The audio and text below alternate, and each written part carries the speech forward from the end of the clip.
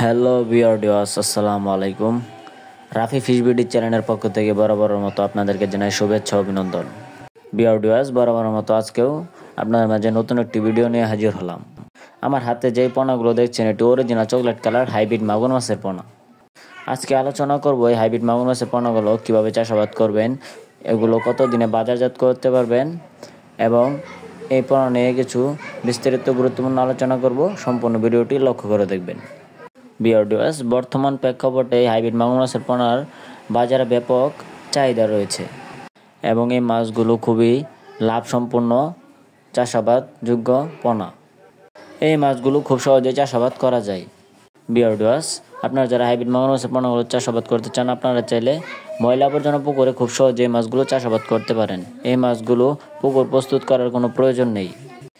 Viewers, আমার হাতে যে পোনাগুলো আছে এটি বড় সাইজের হাইব্রিড মাগুর মাছের পোনা।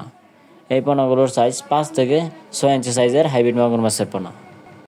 ভিউয়ার্স, এই মাছগুলো 3 থেকে 3.5 মাস চাষ করার পর একটার ওজন আসবে 1 থেকে 1.5 কেজি প্লাস। আপনি চাইলে 3 মাস চাষ করে এই মাছগুলো খুব সহজেই বাজারজাত করে দিতে পারেন।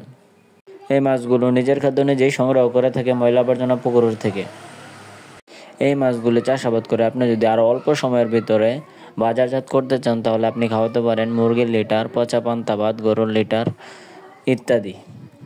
যে কোনো পচা ধরনের খাবার এই মাছগুলোকে আপনি খাওয়াতে পারেন। যত খাওয়াবেন এই মাছগুলো তত দ্রুত বৃদ্ধি পাবে।